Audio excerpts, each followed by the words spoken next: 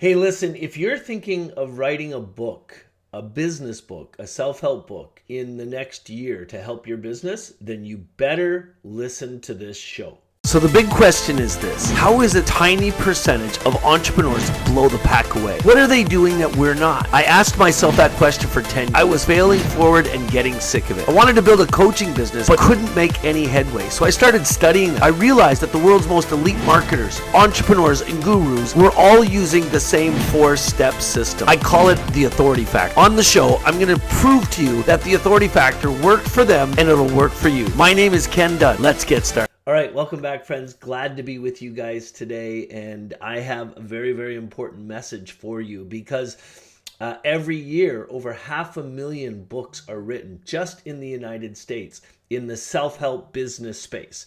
So first of all, what space is that? That means books that people are writing to kind of help other people. Actually, not kind of, that's what it is.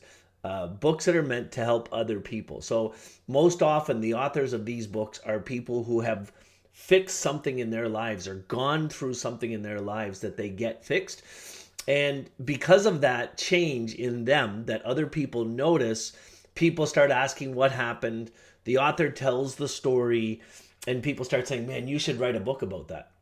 And then those same people or others like them, they realize that a book can be an amazing business tool. In fact, if you take a look back over the last 2,000 years, it is the one tool in business that has never changed. It's been used for over 2,000 years. Why are books so amazing as business tools? Because it gives a chance for the reader, who's your next client, your potential client, to get to know you. It gives a chance for the reader to understand what you're going to take them through if they decide to hire you as a high-level coach. Business books are probably the best tool in the world to use for all those categories. Not to mention, in the new digital marketing era that we're in, you can use a book as a free plus shipping offer, which means that you can give the book away for free. You see this happening all the time, and people will buy your book. They'll take the book. When you give it away for free online, you ask them to pay the shipping and handling. But between you and I, that price, normally $7 or $8, actually covers the printing too. So you cover all your cost up front. And then you walk them through a series of steps in helping that free plus or that series of steps where they buy other things that make the deal easier. There's other shows on this channel that actually show you exactly how to put a free plus shipping offer together. But essentially, here's the secret. If you decide to give your book away for free, you ask them to pay the shipping and handling, so it's break even. But then the things you sell them in the next steps make the content easier. Whatever that theme is, that thing you're offering support of in the book, the upsells and downsells in a free plus shipping offer are going to make the book easier, the journey they're going to take themselves. So anyway, all that to say, if writing a business book is probably the most important decision you make, which you already know, and you're going to use it for all of these pieces of your business that you're going to grow, then answer this question for me. Why is it that 90% of books never sell 100 copies? Yes, you heard that right. In America, every year, over 500,000 nonfiction self-help business books are published, but 90% of them never sell 100 copies. That includes the free plus shipping offers. That's from all channels. So why is that then? If people that are writing business books understand the importance of them, and they understand how much that book can do to raise their status and drive new clients into their business, why do 90% of books fail? That's over 450,000 books a year. Why do they fail? I know what you're thinking right now, and some of you are probably saying it to yourself out loud right now. It's because the author didn't know how to launch it. The author didn't know how to market it. The author didn't know how to sell it. The author just didn't know those things. And I'm going to tell you that I agree with you in part. I agree with you that the more the author knows about launching the book and selling the books and using modern day digital strategies to do so, the better the chances of the book selling more. But there's one thing that they all miss. It's how the book is written. I mean, you think about this for a second. Has anybody ever given you a book and you start to read that book and they were really excited about giving it to you because it was a self-help book? It was a book that they wrote based on the journey they've been through. They were really excited to give it to you because they thought you could get help from the book. So you get the book from them and you start to read it, and it's painful. It's like somebody's punching you in the face the whole time you're reading it. Have you ever been through that and you don't even get through the first couple chapters and you stop? If you have, go into the notes for this show and just type yes. And yeah, I've received a bad book before. Let me tell you why that's happening. Most people, this is probably one of the scariest stats that I know because I collected this stat myself. I've interviewed over 1,000 business authors. So 1,000 people who are entrepreneurs who wrote books to explain how they fixed a problem in their lives because they wanted to build a business around that book, or they wanted to use the book as a lead magnet to get people to hire them. I've interviewed like over 1,000 of them. And I've asked them a whole bunch of questions related to their failure. I interviewed over 1,000 people who never sold 100 copies of their books. And I learned a lot from them, but there was a question I asked them without coming out and asking them why I was asking them this. In the middle of all the questions, it was strategically placed and everything. Here's what the question was. How many books do you read per year? You know what they answered? 95% of respondents said 1 or 2, which really means they didn't read books at all. So think about how bizarre this is. And this probably affects some of you guys that are here. Think about how bizarre this is. 95% of people who are writing books to help other people don't read books themselves. So what does that mean? They wouldn't know what a good book looked like, a well-written book looked like if it punched them in the face. They wouldn't have a clue. So how do they normally write their books? Well, the 95% who don't read books themselves, what they normally do is they write the book the way they told the story, chronologically.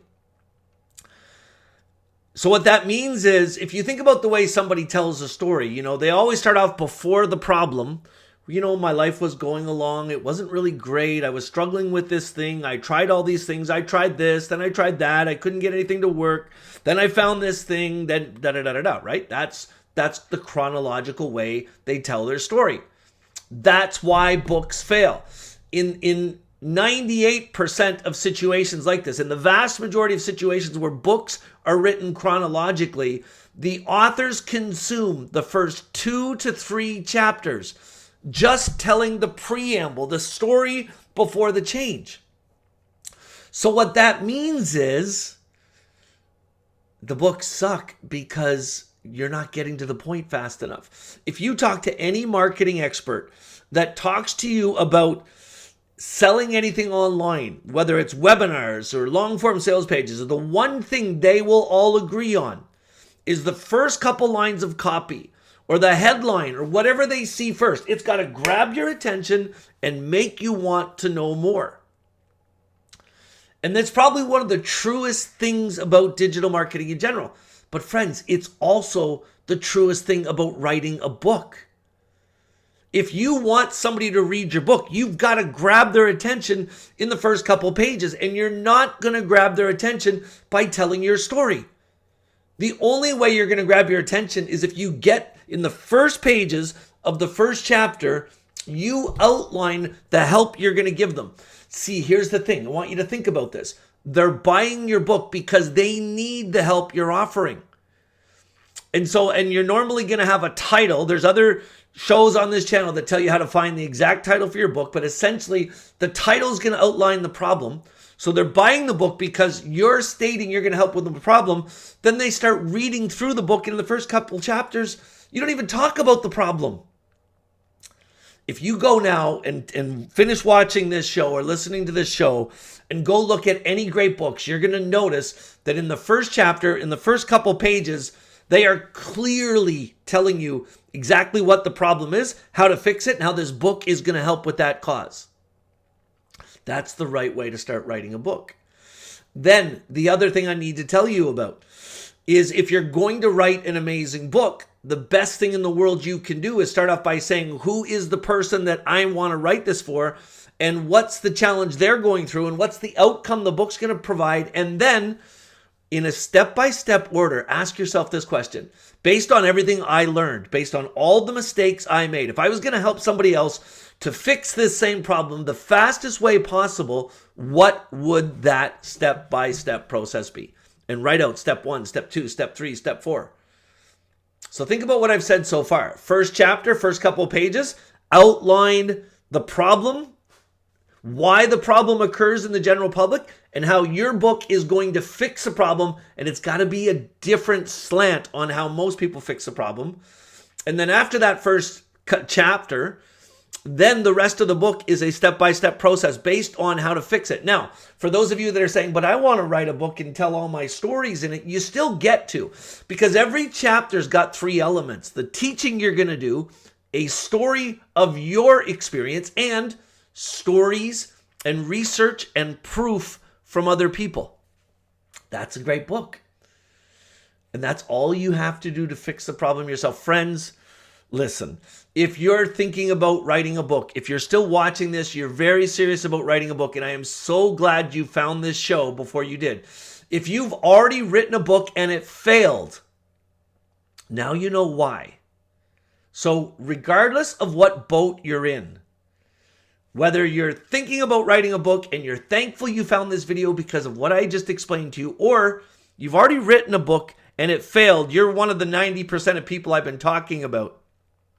Either way, below this show, there is a link to a workshop where I lay this process out in detail.